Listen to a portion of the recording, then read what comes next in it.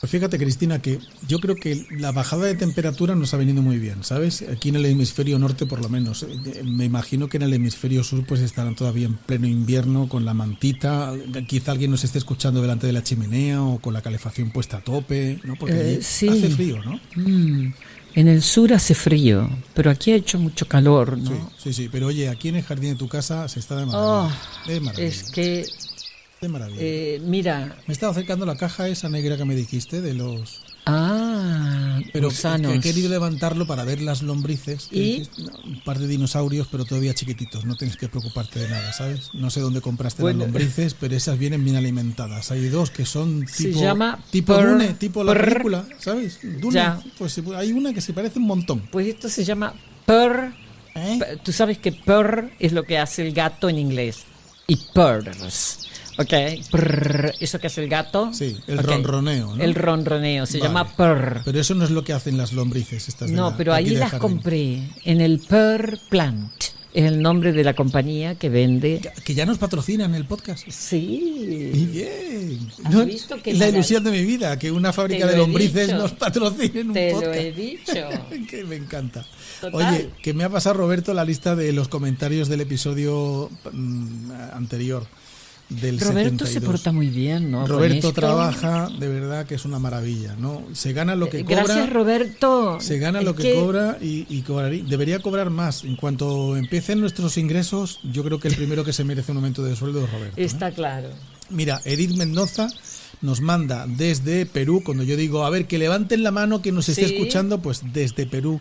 Edith Mendoza dice, Plutón y Nodo Sur en Virgo, para ella, dice, por el episodio anterior. Ajá. Que si le podemos decir alguna cosa, pero si te has escuchado el episodio, más o menos tendrás una idea. Entonces, José Antonio, ¿quién más tiene Plutón en Virgo? Me ¿Quién pregunto. más? Entre Edith y yo, Sí, exacto. pues tanto monta tanto. Exacto. Bien, me alegra. Luego dice, a ver si lo leo bien, Mark Belt 229. Que yo le diría a nuestra audiencia, no os importa poner Margarita, Pepi, Antonio, Francisco, no, que tienen unos nombres así en clave, que dice, muy interesante, gracias por compartir. Luego, gracias infinitas, son lo más de los mejores programas de astrología del planeta. Ay, José Antonio, Esta es alguien Sole. que nos valora, nos Sole. valoran. Oh. Sole 3.3.3, o sea, es 3 veces 3, Sole. ¿Sabes? Sole es lo más. Gracias, Sole. O sea, es 9, Sí. Sol, por eso sabe, Sí, ¿ves? sí, llega hasta ese nivel. Luego está M. Pilar Fraile, que a mí me encantáis. Ya está. Sobre todo los que nos Sí, elogiáis. sí. Dice, hola chicos, un abrazo grande desde Lima. Una pregunta, por favor.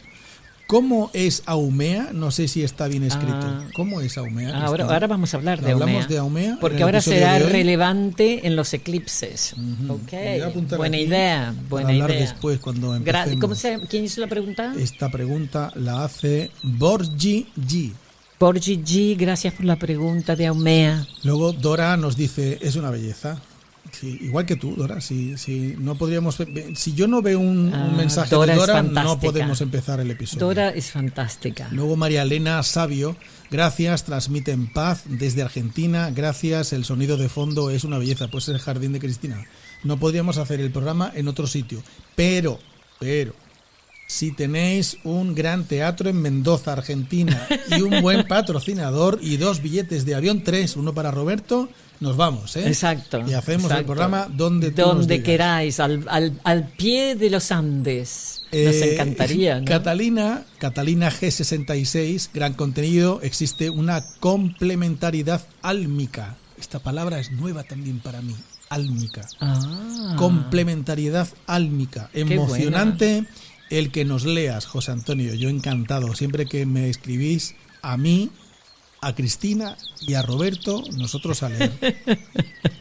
Afectuoso saludo con esta conjunción Urano-Plutón generacional en Virgo, que lo tiene ella en su casa 4. Sí, y todos los que nacisteis en los 60, Como Urano, ella, supongo Plutón que en 66 Virgo. significa el año de nacimiento. Sí. El otro día se me ocurrió, lo voy a contar, bueno, yo lo cuento todo, se me ocurrió irme a la playa después del calor y había bajado la temperatura del agua de la playa, pero de una manera fantástica y maravillosa, que yo pensaba que me estaba sentando muy bien, y me destrozó la garganta. Espero aguantar todo el episodio de hoy sin ningún problema. Trinitaria Sur, que levante la mano. Trinitaria Sur, me dice José Antonio, aquí, ¿me ves? Sí, siempre estás ahí sentada. Es chicas, la cuarta os quiero fila contar a la además izquierda. que cada vez que José Antonio dice, a ver, ¿quién levanta la mano? La levanta él. Claro. Okay. Siempre miro mi carta cuando los escucho. Tengo mi sol en conjunción a Júpiter. Soy jupiteriana. Sé lo que eso significa. Vigo, Gado 0, el final de la casa 1. Sigo escuchándolos para entender. Gracias. José Antonio, eso de viajar sin necesidad de usar el cuerpo, ¿de qué se trata? ¿O es chiste interno? No es ningún chiste. ¿Tú no sabes viajar sin necesidad de usar el cuerpo? Trinitaria Sur, ¿seguro? Bueno, Te voy a hacer una pregunta, Trinitaria sí, Sur. sí. Tú cuando cierras los ojos y te duermes, ¿dónde estás? Buena pregunta, José Antonio. Gracias por leernos, es tan ameno escucharlos, una tertulia súper agradable. Saludos desde Uruguay. Pues yo tampoco sé quién es Charlie Ryder. ¿Quién es Charlie Ryder? ¿Lo No hemos sé, nombrado alguien que nosotros? lo habremos nombrado. Ok.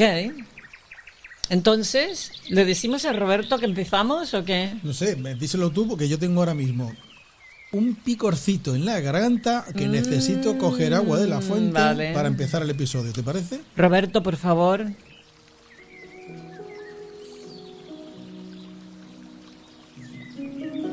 Imagina un mundo sin estrellas. Los científicos han presentado un cálculo de 70 sextillones de estrellas, un 7 seguido de 22 ceros, que podemos ver en nuestros cielos desde la Tierra. Imagina ahora este planeta sin música. Música deriva del griego mousike, el arte de la musa, ya que los griegos asociaban poesía, danza y música como un todo, el arte inspirado por las musas. Y melos, canción, se derivó en melodía, melodrama, melómano.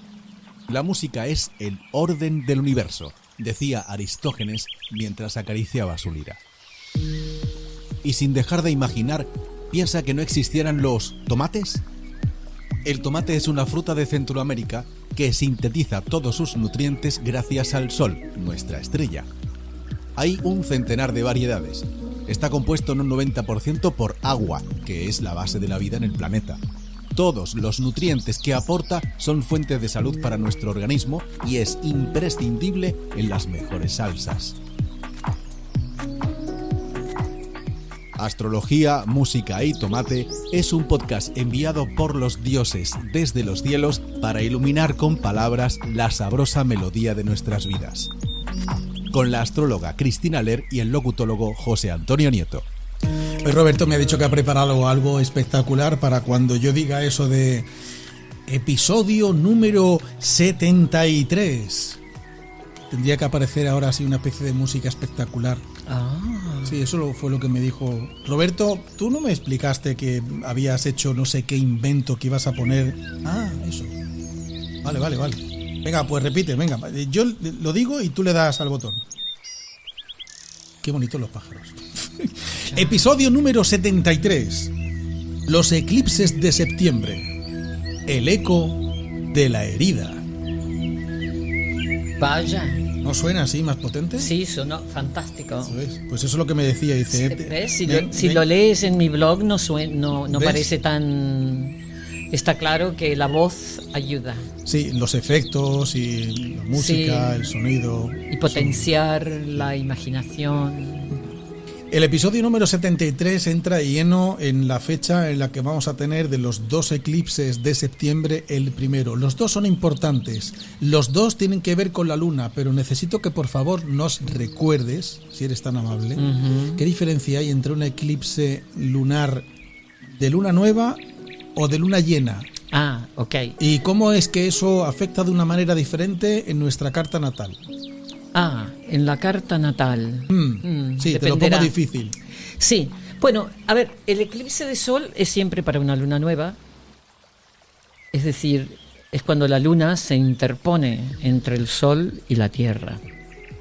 El eclipse de luna es cuando la tierra se interpone entre el sol y la luna, por tanto es una luna llena, porque el sol y la luna están a 180 grados de distancia, la máxima distancia que puede haber entre el Sol y la Luna, ¿no? Entonces, siempre coincidiendo en línea recta y no se ve en todos los países igual. Exactamente, por supuesto. Vale. Entonces, pero además, para que ocurra un eclipse, yo sé que esto lo hemos dicho un millón de veces, pero lo vamos a repetir. A mí me cuesta. Tengo que reconocerlo que coincidir que el Sol y la Luna están cerca, y cuando digo cerca, como máxima unos 15 grados de orbe con el ángulo nodal, es decir, con los nodos lunares. Porque si no, habría eclipse en cada luna nueva y cada luna llena, porque realmente en una luna nueva siempre está la luna entre medio del Sol y la Tierra. Pero cuando están cerca de los nodos es cuando se forma el eclipse, si no, no hay eclipse. Y por supuesto que un eclipse total de luna, que es como el que vamos a ver ahora, es porque están prácticamente completamente alineado el Sol y la Luna con los nodos. Ahora sí. Ahora me ha quedado más claro. Entonces los nodos, por supuesto que en el eclipse de luna, que el Sol y la Luna están opuestos porque es una luna llena, quiere decir que la Luna está, en este caso en particular, con... ¿dónde tengo, José Antonio, la carta? Aquí. El Sol está pegado al nodo sur, y la Luna con el nodo norte. ¿Ok? Ahora sí. Sabemos que el nodo sur nos habla de eso de donde emanamos y venimos, sea lo que sea. La historia de la cual emergemos, que es ese acondicionamiento, esa historia de la cual emergemos, y el nodo norte habla de algo que quiere evolucionar eso, es decir, quiere salirse de eso, o por lo menos agregar un granito de arena a esta historia. Lo que siempre decimos, ¿no? Que a pesar de que tenemos que conformarnos con entender entre los opuestos, entre lo que tira y lo que frena, sí, nosotros estamos en medio tratando de mantener un equilibrio. Sí, exactamente. Y los eclipses nunca llegan en vano. ¿Por qué son tan importantes en astrología, Cristina?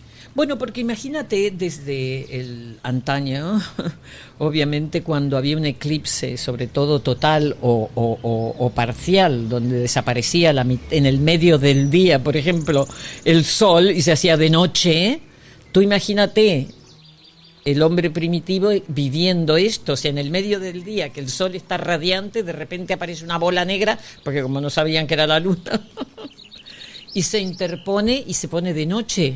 ¿Sabes que vamos a vivir eso aquí en España, no? Sí, por primera vez desde hace mucho tiempo, sí.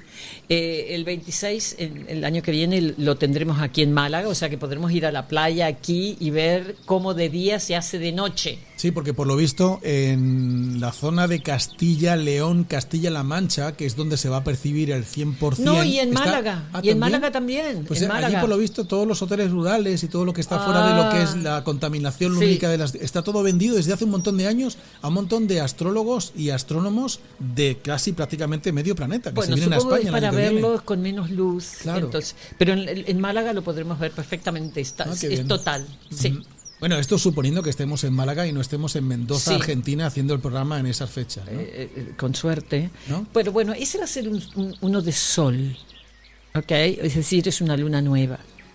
Pero ahora, este 1 de septiembre, el del 7, es una luna llena. Quiere decir que el sol y la luna están opuestos. Repito que el sol está a escasos 3 grados de orbe del nodo sur, y la luna con el nodo norte. Pero por supuesto no están solos. ¿Por qué?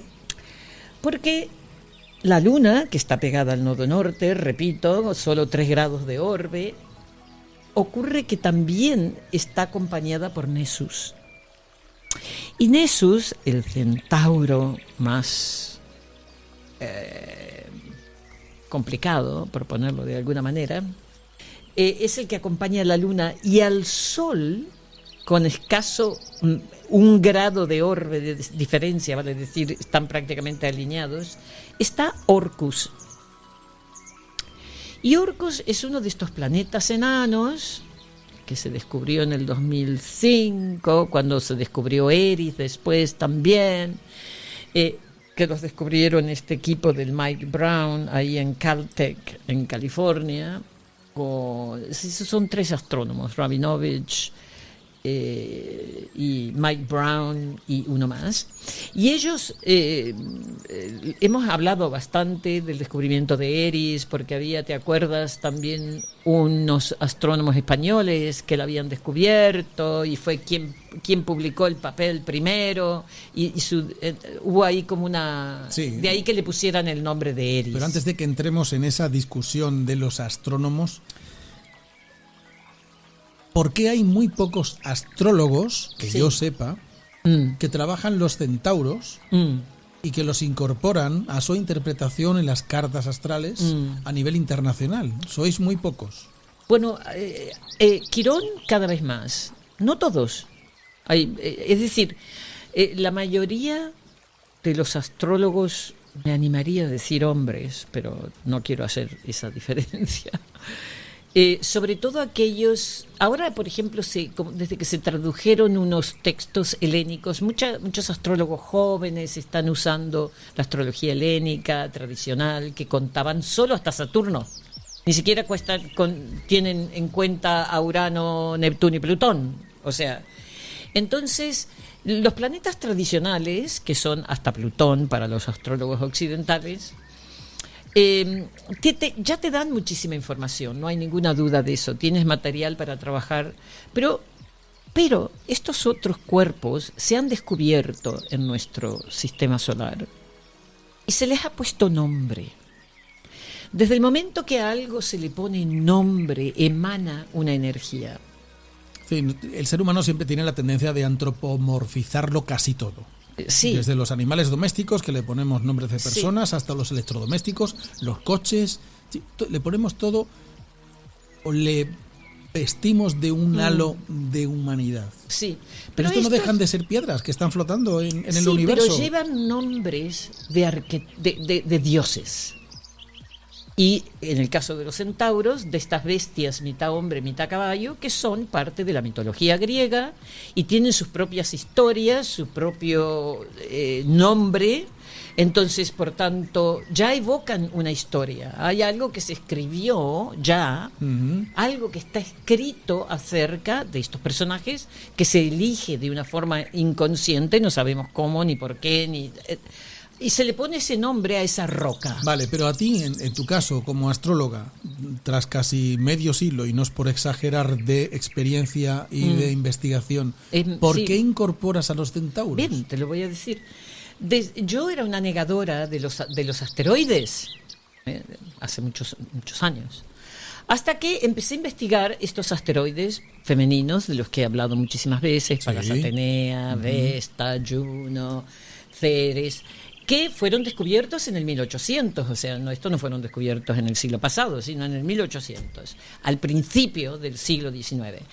Y al empezar a investigarlo, empiezas a abrir estos canales de información, de resonancia, donde empiezas a entender qué es. Y como todo en la astrología, hay una geometría exacta. Es decir, si Ceres está en oposición a Juno, está en oposición a Juno. Eso es así, porque lo podemos medir y lo medimos. Estás hablando de vibración y estás hablando de matemáticas. Estoy hablando de matemáticas. Hay una geometría en el cielo. Yo sé cuándo está Neptuno. Ahora Neptuno está junto con Saturno. Eso no es que me lo invento yo y los astrólogos, sino que en el cielo Saturno está alineado con Neptuno. Desde nuestro punto de vista, que es a quienes nos afecta. Por supuestísimo. Si estuviésemos en el Sol, no sería así. Estaríamos fritos, entre otras cosas. ¿Entiendes? Entonces, obviamente estamos hablando de la astrología desde la Tierra, no lo heliocéntrico, que sería desde el Sol, sino lo geocéntrico. Obviamente esa es toda la astrología occidental. Correcto, vale. Entonces tienen una posición exacta que la podemos ver, calcular, medir, sabemos cuándo hace una conjunción con otro. Entonces, ¿qué es lo que pasa cuando estas piedras que llevan esos nombres se juntan? Como en este caso para estos eclipses, que hay 3 conjunciones con 3 centauros, de ahí que vamos a hablar de los centauros. Ahora hablamos de Orcus y de... No, hablamos de También vamos a hablar de Orcus, pero los 3 centauros que vamos a hablar es Nessus, Folo y Quirón, Vale. que están en conjunciones importantísimas. Entonces, cuando están en conjunciones, hay 2 cuerpos que están juntos y que de alguna manera, para nuestro entendimiento, los que miramos estas cosas y tenemos esta visión astrológica, emanan cierto tipo de mensaje, cierto tipo de historia. Y si esa historia la miramos, cómo resuena en mi vida en este momento, entonces eso estamos estudiando astrología cuando hacemos eso. Vale, y en este caso concreto, que estamos prácticamente metiéndonos en faena en este episodio número 73 de Astrología, Música y Tomate, el eclipse primero de este mes de septiembre, que será dentro de, 4 días, sí. ¿Vale? Sí, el 7 de septiembre, exactamente. ¿Cómo es este eclipse? ¿Qué tiene de especial? Bien. ¿Y qué es lo que no vamos a tener en el siguiente? Porque tenemos 2 eclipses en septiembre. Sí, exactamente. Bien, normalmente los eclipses vienen cada 6 meses. Normalmente el efecto, o lo que sea que cause el eclipse, tiene también un efecto de otros 6 meses. Podemos ver por ejemplo, como el eclipse que ocurrió, los eclipses que ocurrieron en febrero y marzo. Es decir, siempre tú puedes sacar las conclusiones de qué es lo que se trajo el eclipse anterior y qué es lo que me está diciendo sobre todo si están dentro de unos signos que me afectan en mi vida. En este caso, como a ti y a mí todo lo Virgo nos afecta, aunque yo no sea de Sol Virgo, pero sí tengo bastante en Virgo, entonces estos nos afectan particularmente porque ocurren en la angularidad Virgo-Piscis. El Sol, obviamente, en septiembre está pasando por Virgo, vale decir que para que haya una luna llena, la luna está en Piscis, ¿no? ¿Está claro eso? Bien. Luna, nodo norte, Nessus. ¿Tú te acuerdas de Nessus, José Antonio, o cuento la historia rápida otra vez? Rápida, por favor, sí, aunque yo me la sé, pero creo que nuestros nuevos oyentes, los que se van sumando cada episodio a nuestro canal, merece que te lo escuchen de nuevo.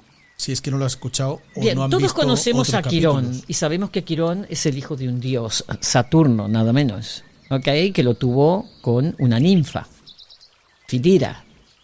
¿Okay? Y nació mitad caballo, mitad hombre, porque es que ellos, Saturno y Filira, se habían convertido en caballos, ella para escaparle a Saturno y Saturno para alcanzarla.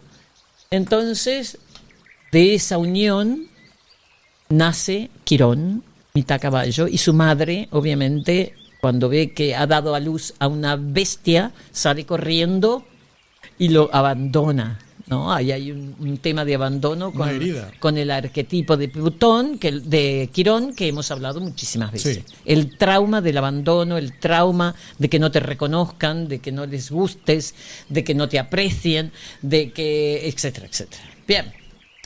El trauma del no reconocimiento. Sí. En la mayoría de los casos los traumas son por algo así. Es decir, que tú, por ejemplo, no tiene que ser algo tremendamente dramático, un trauma. Puede ser simplemente que tu madre estaba ocupadísima con otros hijos y que cuando tú llorabas, tu madre te dejaba llorar porque no podía, o porque estaba ocupada, o porque te había dejado en la guardería y en la guardería no te entendían y tu madre no venía hasta la noche. Eso día tras día crea en el niño esa sensación, por más que grite y patalee, nadie viene a por mí. Vale, que eso no quiere decir que tu madre o tu padre fueran malísimos de la muerte. No, exactamente. Simplemente la vida en aquella parte de tu historia fue así.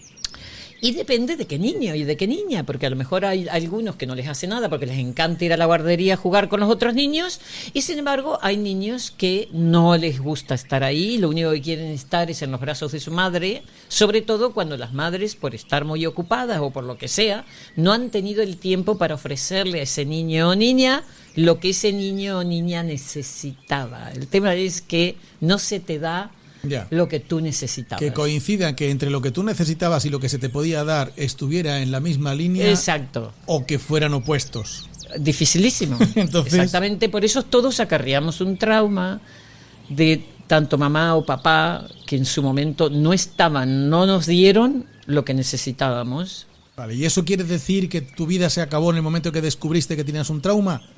No.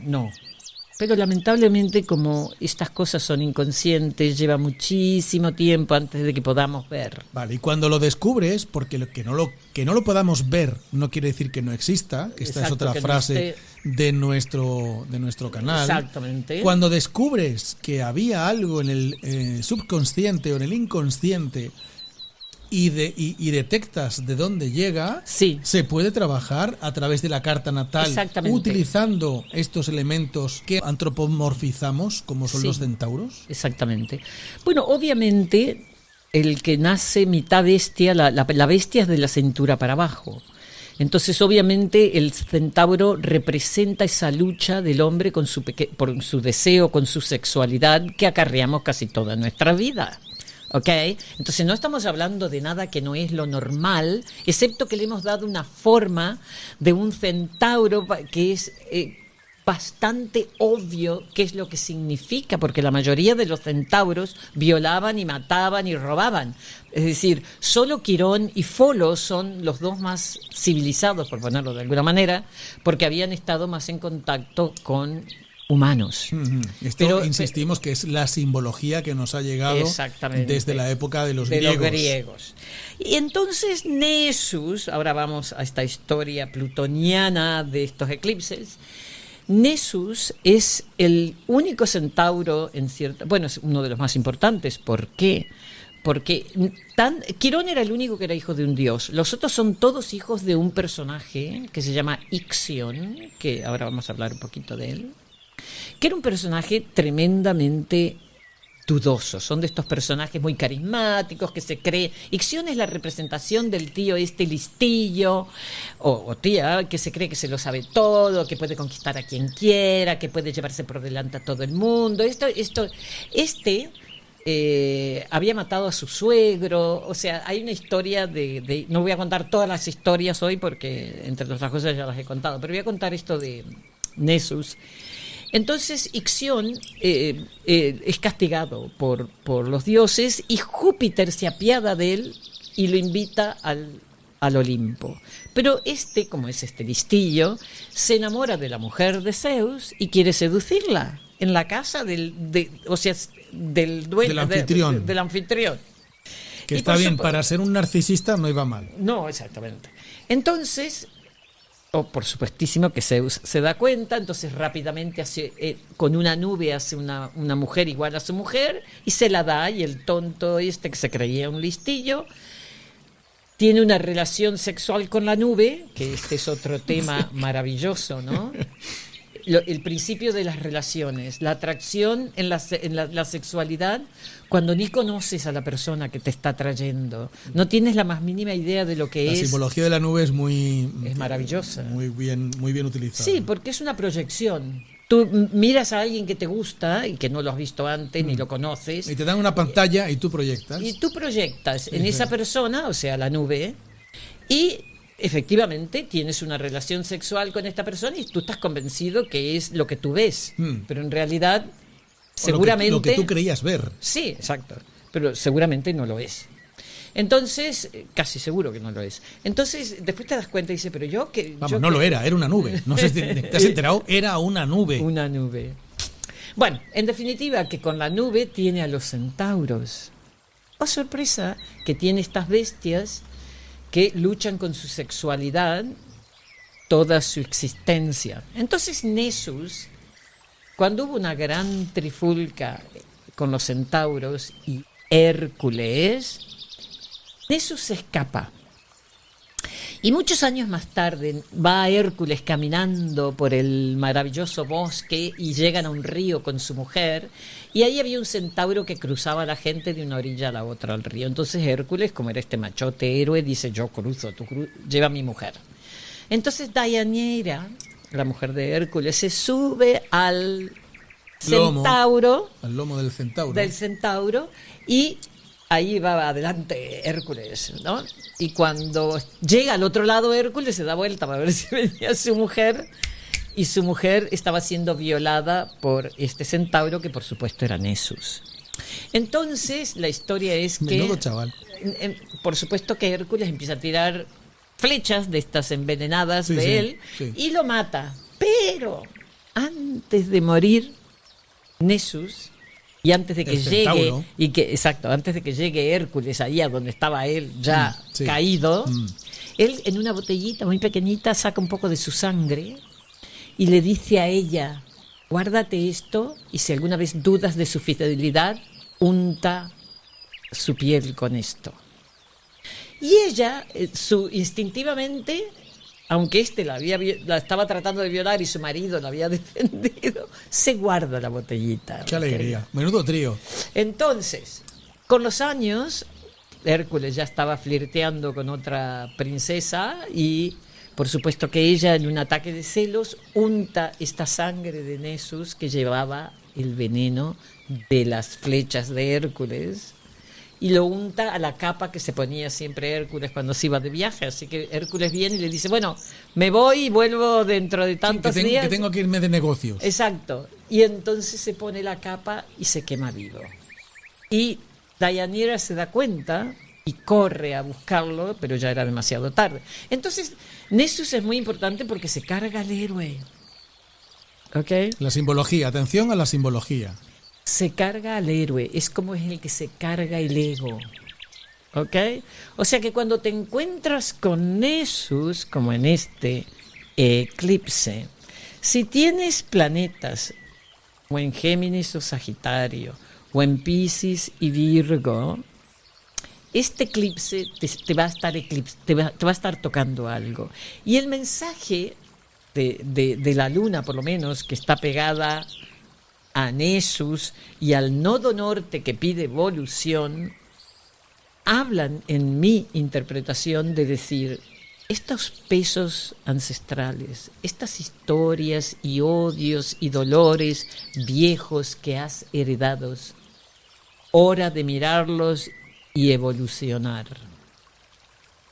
¿Lo habéis entendido? ¿Lo habéis tomado nota? Esto es contundente y al mismo tiempo dramático. Sí. No penséis que esto es así baladí. No, esto es muy importante. Por eso cuando empezábamos el episodio, y relatando un poco lo que escribe Cristina en su blog, los eclipses son importantísimos en astrología. Sí, yo creo que con este relato, con esta historia de nuevo ancestral, ha quedado claro si alguien tenía alguna duda de la importancia de los eclipses. Pero ahora más todavía, porque cada uno ya ha cogido su carta natal, que la tenía a lo mejor en el escritorio ahí olvidada, y quien iba escuchando en el coche ha dicho: lo paro aquí ahora mismo porque tengo que llegar a casa y ver mi carta. O quien estaba a lo mejor teniendo un momento de relax dice: no, se acabó un momento de relax, tengo que ver dónde está mi luna en mi carta natal. Sí, y cómo o me cualquier va a afectar. otro planeta. Es decir, el planeta que tengas en Virgo, o en Piscis, o en Géminis, o en Sagitario, que esté tocado por este eclipse, obviamente es por donde tú vas a hacer ese proceso.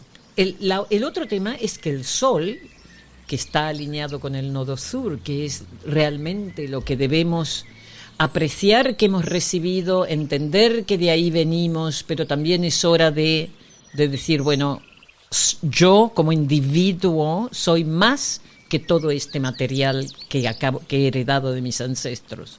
Yo soy un eslabón más, un eslabón nuevo, que puedo agregar a este proceso evolutivo de mi línea ancestral. Pero este está con Orcus. Y Orcus es este planeta plutonino, como se llama, o plutinos les llaman. Están en el Kuiper Belt, que es ese segundo cinturón de asteroides que está más allá de Neptuno, que es donde está Plutón, de ahí que lo bajaran de categoría Plutón cuando se descubrió Eris y Orcus y Haumea y Makimaki, todos estos que ahora se llaman planetas enanos, que son pequeñas rocas que están en el Kuiper Belt, o sea, en el cinturón de Kuiper. Dan vuelta al Sol y se alinean con otros planetas. Entonces, de ahí que, porque los centauros en realidad son como puentes. ¿Ok? Quirón, por ejemplo, todos se mueven entre la órbita de Plutón y de Saturno. A veces pasan un poquito de Saturno hacia Júpiter, pero muy poco. Uh-huh. Entonces, Quirón se mueve entre Saturno y Urano. Folo entre Saturno y Neptuno. Y Nessus entre Saturno y Plutón. Qué coincidencia que una órbita para cada uno. ¿Cómo es la matemática de los astros, ¿no? Exacto. Ahora, Nunca llegan más cerca que eso a nosotros, pero van dando la vuelta al Sol haciendo ese tipo de órbita. Qué curioso, ¿eh? Entonces, cómo esas fuerzas gravitatorias tan tremendamente increíble, fuertes mantienen esas piedrecitas sin que salgan de su sitio por milenios. Y milenios y hasta el infinito y más allá. Increíble. Quirón lleva 51 años en darle la vuelta al Sol, solo entre la órbita de Saturno y Urano. Hablan de salirse de lo personal para abrirse a lo transpersonal. Quirón es el que nos conecta con que hay una herida, y una herida que no es solo nuestra, sino que es ancestral. Puede ser de nuestros padres, puede ser de nuestros abuelos, puede ser de nuestros bisabuelos, de nuestros tartarabuelos, lo que sea que nosotros heredamos. Está el trauma personal y está este otro trauma que es normalmente esa herida que acarreamos que evoca Quirón. Uh-huh. Folo, que es el que está entre Saturno y Neptuno, es el que realmente nos muestra que es ancestral esta herida, que no es personal. Imagínate, por ejemplo, si tú eres hijo o nieto o bisnieto de inmigrantes o de gente. Aquí en España es muy evocativo porque obviamente aquí hay una guerra civil de la que la mayoría de la gente joven son nietos de, es decir, los abuelos de la mayoría de la gente joven, o bisabuelos o padres en algunos casos, obviamente, han pasado la guerra civil. Quiere decir que esas heridas emocionales que quedaron de esas divisiones, de esas historias, de todo lo que hizo que hubiese una guerra civil, la acarrean todas estas personas. Está claro. Bien, entonces, lo hemos visto en constelaciones familiares. En España siempre sale la guerra civil. Cualquiera que haya investigado un poquito en su árbol genealógico habrá descubierto cosas que de repente dicen, ahora lo entiendo, ahora empiezo a entenderlo. Exactamente. Entonces puede ir más lejos que bisabuelos y tartarabuelos. La cuestión es que uno puede averiguarlo en la vida, ¿no? Bueno. Pero entonces Folo es aquel que destapa la olla, ¿te acuerdas? Uh-huh. Y el que te dice, destapa la olla y mira de dónde viene esta locura, este trauma que tienes, esta herida que acarreas. Entonces, volviendo a tu pregunta original, ¿por qué incluyo a los centauros en la carta astral? Sí, porque es tan importante en tu interpretación arquetípica de la astrología con nuestra carta natal. Y es porque nos hablan de la herida, nos hablan de esa herida que todos llevamos con nosotros, nos hablan de por dónde puede ser que vienen, qué tipo de herida. Este eclipse evoca dos personajes que tienen que ver con Plutón. Uno porque es plutonino, está más allá de Plutón, en las zonas oscuras de nuestro sistema solar. ¿Qué significa las zonas oscuras? Son esas zonas de nuestra psique que no miramos normalmente. Es toda esa basura que guardamos en el fondo del baúl y que no queremos tocarla. Exactamente, que no queremos abrirla. Está ahí. Es decir, hay mucha gente que directamente dice, mejor no saber. ¿Verdad? Oye, abuela, ¿tú te acuerdas? Tú dices, no saques ese tema. Ese tema no hablamos en familia, no hablamos de esas cosas. Exactamente. Y tú, como astróloga y terapeuta, en tu consulta, ¿animas a hablar de eso que no quiere hablar de la familia? Bueno, yo obviamente voy a esperar que la persona vaya sacando material. Perdona, la pregunta no estaba bien hecha, no obligar, sino sugieres que para atravesar la terapia de una forma positiva... Puedo hacer la pregunta, ¿sabes algo de tu abuela? ¿Sabes algo de tus abuelos? Yo personalmente soy nieta de inmigrantes, por tanto los dolores por los cuales mis abuelos emigraron, ahora los entiendo, pero los entendí a través mío, de mi cuerpo, a través de cosas que me pasaban a mí. Eso me llevó a investigar esto de dónde viene. Nodo sur. El nodo sur te dice de dónde te vienen estas cosas. Y estos centauros te ayudan a verlo. Y una de las buenas cosas que tiene Nessus es que Nessus, según dice Melanie Reinhardt, que es una astróloga americana que ha estudiado mucho los centauros también, ella dice que es como que hasta aquí llegamos.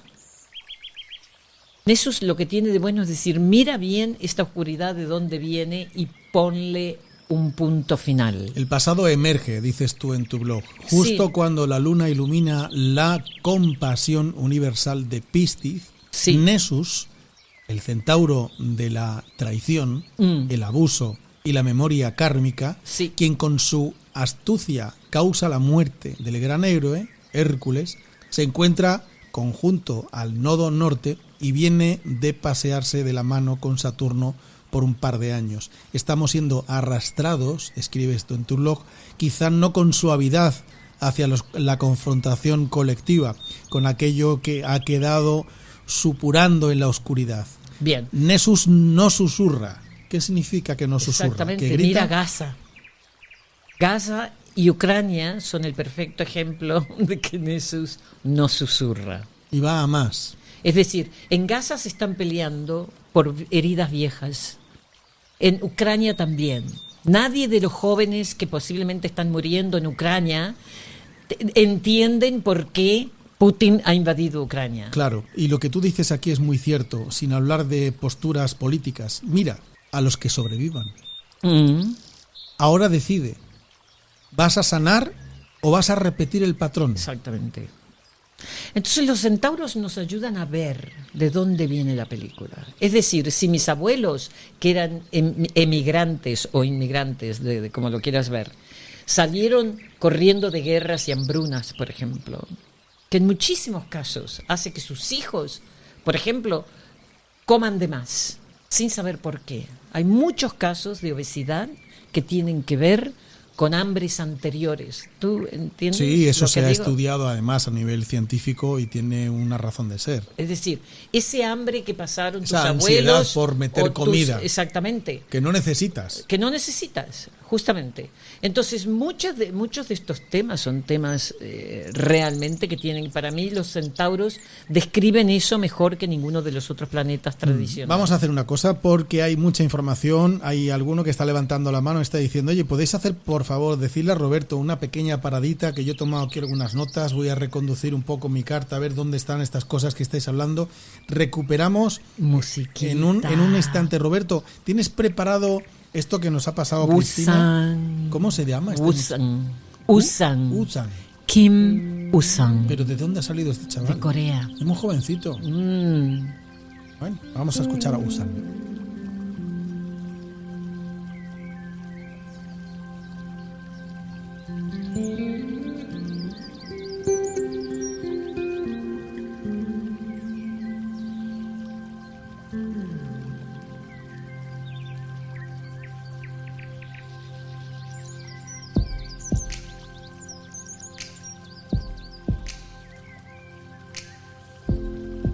Ain't never felt this way.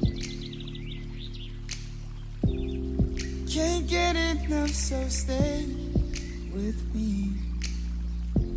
It's not like we got big plans. Let's drive around town holding hands. And you need to know you're the only one. Alright. Alright, yeah. And you need to know that you keep me up all night. All night, yeah. Oh, my heart is so good.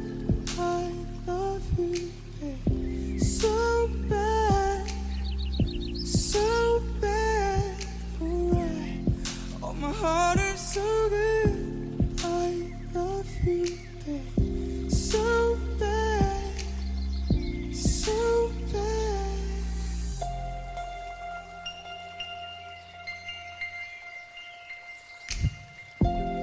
Mad cool in all my clothes. Mad for when you get close to me. Slow dance these summer nights. All disco balls, my kitchen light.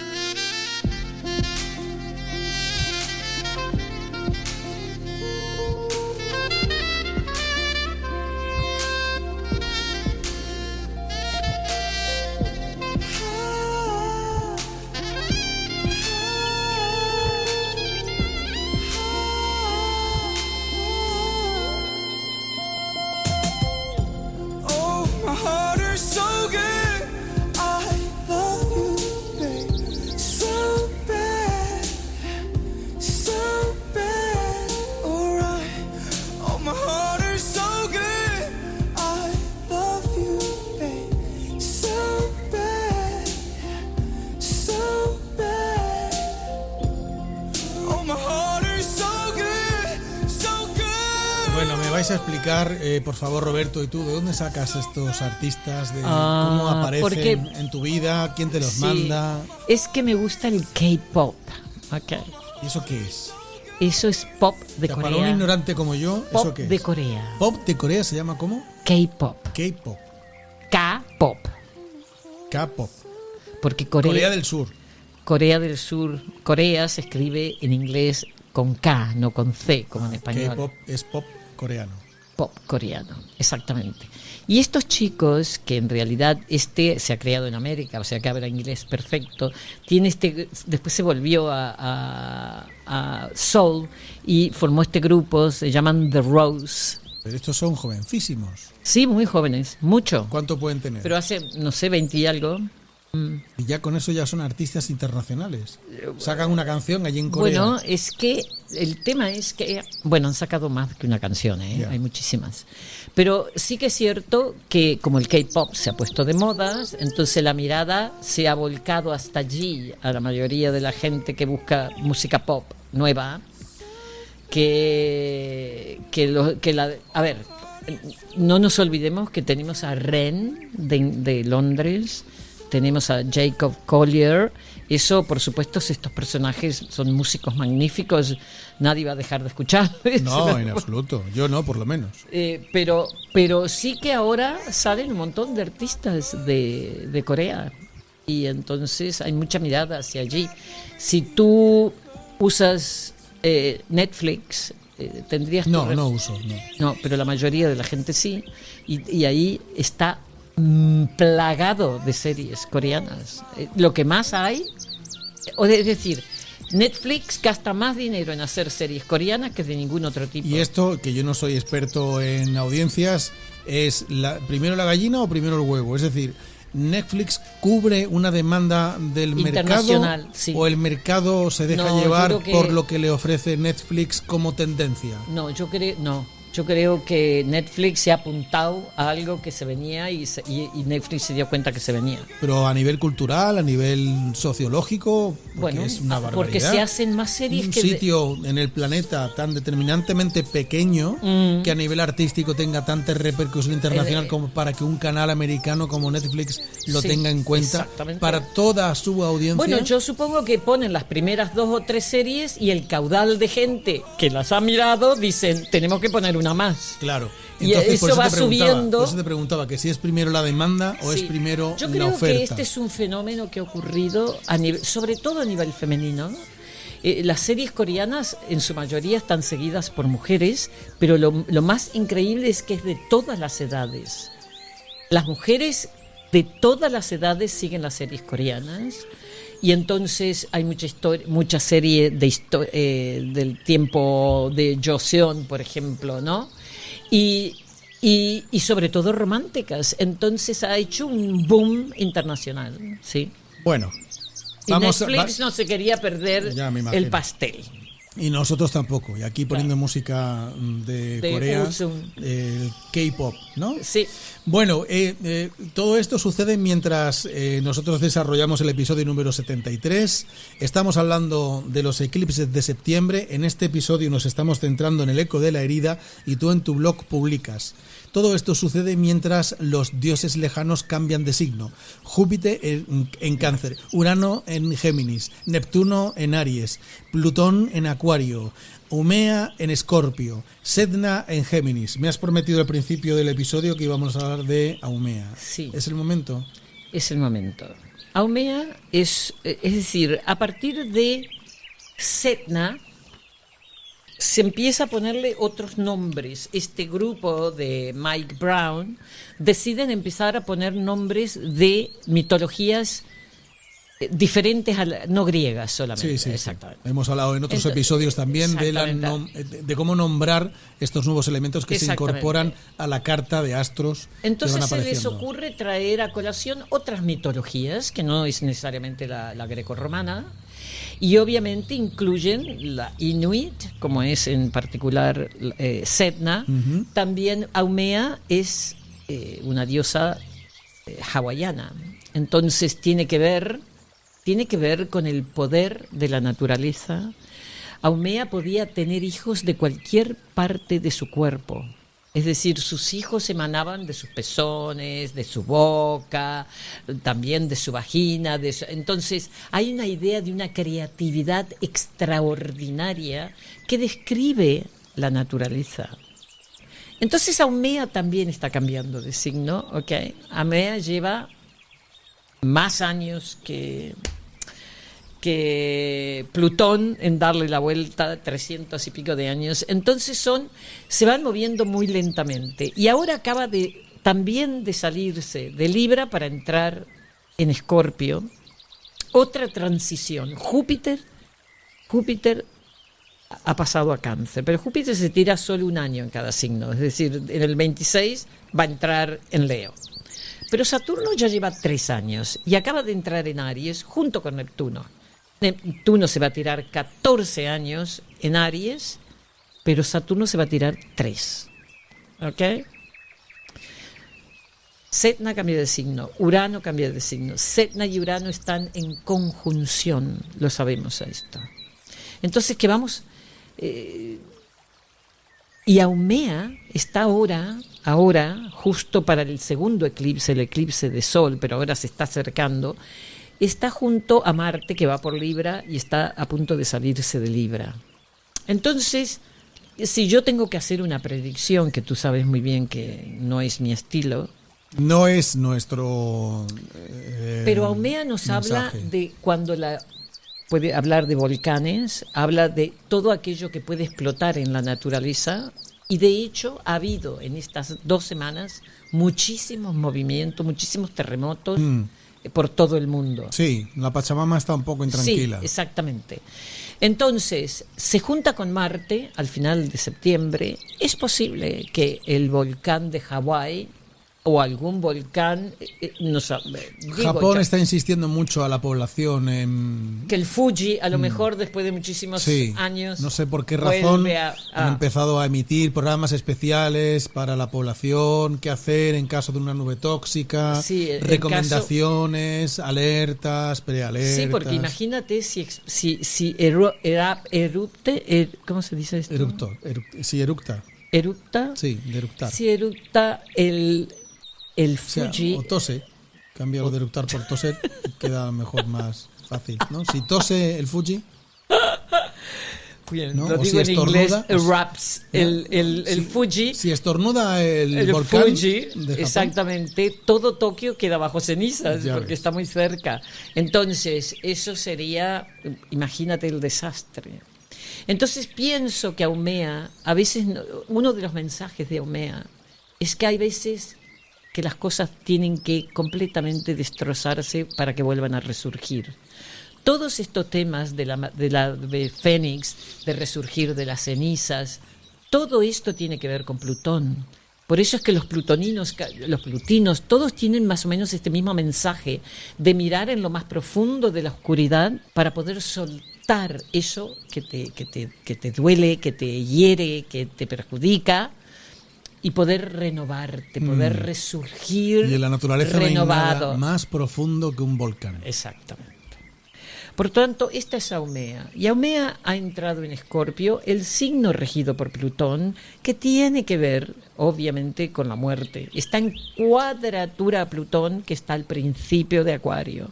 Entonces, todo sugiere de que, lamentablemente, de que a lo mejor la situación en el mundo se va a poner bastante más negrita en algunas partes, para que podamos realmente renovarnos y darnos cuenta de qué es lo que tenemos que corregir, qué es lo que tenemos que evolucionar, que es que no podemos seguir con guerras cuando sabemos perfectamente que no se soluciona nada con ellas. Una muerte nada más que destrucción y muerte, y se ha enojado un lector mío porque... Sí, lo he leído. ¿No? Pero yo no interpreté que haya un posicionamiento político por tu parte. Es que casi nunca lo tengo. Jamás hemos hecho en este programa apología política. Jamás. Y si en algún caso hemos nombrado a alguno, ha sido desde el punto de vista de sus cartas astrales. Y quien ha sido más o menos respetuoso he sido yo, que me lo puedo permitir, que no soy astrólogo. me he podido permitir el lujo de jugar políticamente con los intereses de un Elon Musk o de un Donald Trump desde la ignorancia que me caracteriza. Pero tú, como astróloga, yo no te he leído Yo creo que nunca raramente. posicionarte. Lo que pasa es que hoy en día es muy difícil, y sobre todo con estos eclipses Virgo-Piscis, donde estamos evocando lo pisciano. Es decir, hay alguien que es una víctima, y en este caso los palestinos Y hay son alguien las que es un víctimas. verdugo. Siempre que A hay ver, una víctima hay un verdugo. Porque este conflicto no empezó el 7 de octubre, cuando siglos. Hamás hizo lo que hizo, que fue Siglos. terrible, y nadie va a justificar eso. Pero obviamente este es un conflicto que viene desde muchísimo antes, y ahí tienen que ver los centauros. Aquellos otra que vez. se olvidan de la historia se verán obligados a repetirla, decía Exactamente. un gran pensador español de cuyo nombre ahora no me voy a acordar, pero cuando me acuerde lo diremos. Dicho esto, a punto de rozar el tiempo límite que nos hemos propuesto para sí. episodios, me gustaría que, porque hay una generación completa que son nuestros seguidores, los nacidos entre finales de los 60, principios de los 70, Sí. que están siendo bastante afectados. Absolutamente. ¿Y por qué y cuál sería la recomendación?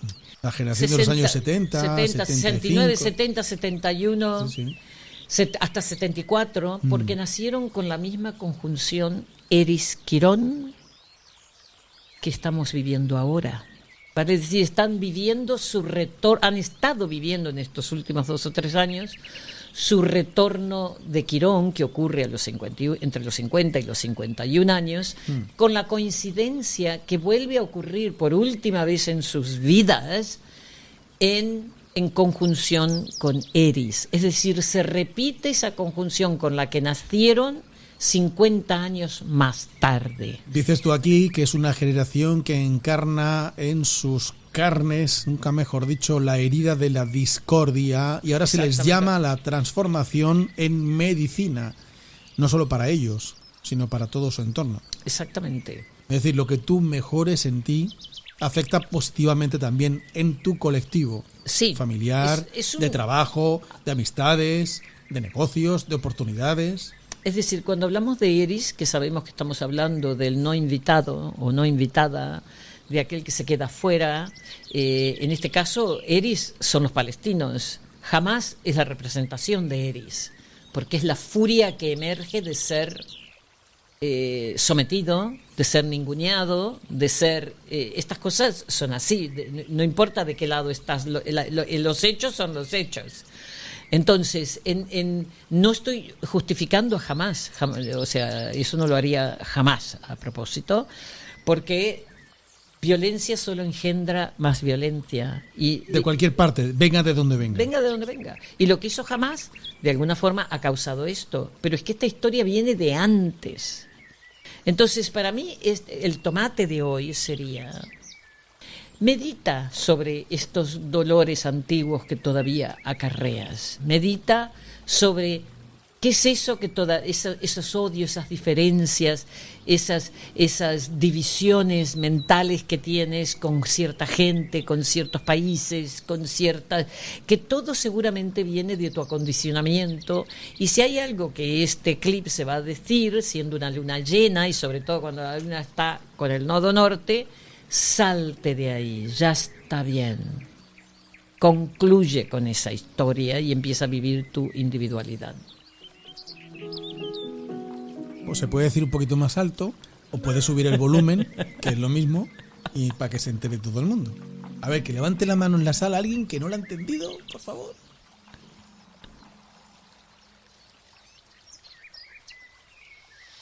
Ese silencio también es importante, ¿eh? Sí, ¿verdad? Sí.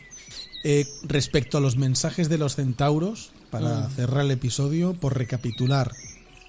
Mira la herida, no apartes la vista, que nos dirían Quirón y Eris. Exacto. Reconoce el veneno, rompe el ciclo, que acabas de Jesús. decir tú, Jesús, dentro de los nodos. Y lo mínimo puede desatar lo reprimido. No ignores la transgresión. Esto sí necesito que me lo expliques. Exactamente. Porque la transgresión, como ha ocurrido en varios lugares, ahora no voy a nombrar otra vez, porque es lo que provoca despierta Eris, La no invitada. la no invitada. Que Si quiere yo sumarse al transgredo jolgorio. ciertos límites que no debo y me meto en donde no me llaman, por ejemplo, ¿no? Sí, voy a encender exacto, enciendo algo y eso evoca a Eris, que Eris no es una santa, está claro, ¿no? Uh-huh. Pero está junto con Quirón, estamos hablando de esa parte nuestra que se siente no vista, no apreciada, no valorada, no tenida en cuenta. Eso es lo que a nivel personal significa esta conjunción. A nivel mundial ya lo vemos, porque eso es Gaza y Ucrania. Es decir, Rusia es el país más grande del planeta y quieren ese trocito de Ucrania. ¿Cómo se comprende eso? A no ser que lo mires como un invasor, ¿verdad? Con esta paranoia, bueno, el mismo interés que puede tener Donald Trump en Canadá, por ejemplo. Por ejemplo. ¿No? Pero bueno, esos dos se han llevado bien por muchísimo tiempo. Sí, hasta que alguien descubre que en Canadá hay cosas que me interesan a mí y que no te las quiero comprar, me las quiero quedar yo sin comprártelas, ¿no? Sí. No creo que tenga esa suerte Donald Trump en ese panorama. Pero bueno, el tema es este. Yo creo que el tema de hoy es los dolores viejos. ¿Y cómo trabajarlos? Salte de ahí. Y si tienes alguna duda, siempre ya sabéis que la consulta de Cristina está a tu disposición. Contactar con Cristina es facilísimo. Solo nos tenéis que enviar un correo electrónico, porque el correo de Gmail del programa es exactamente igual que el nombre, sin nada, astrología, música, tomate, sin artículos, sin conjunciones, sin comas, sin guiones y sin nada, @gmail.com, y desde ahí pasáis directamente a la consulta. Como siempre ha sido un auténtico placer, Cris. Sí, como siempre, José Antonio. Yo me voy a quedar un ratito más aquí. Vale. Porque he visto que entre el arroyuelo que tienes de ahí y el estanque, no sé por qué razón, creo que he visto 2 patitos pequeños. De verdad. Sí, ¿tú lo sabías? Vendrán del lago que está aquí al lado. Han empezado ya la migración porque se les acaba el verano. Nos vamos a ver. ¿Vamos a verlos? Vale, y contamos en el próximo episodio. Y contamos a ver cómo son estos patitos. A ver si tenemos la suerte de que sean patitos malvasía, entonces hemos triunfado. Gracias a todas y todos.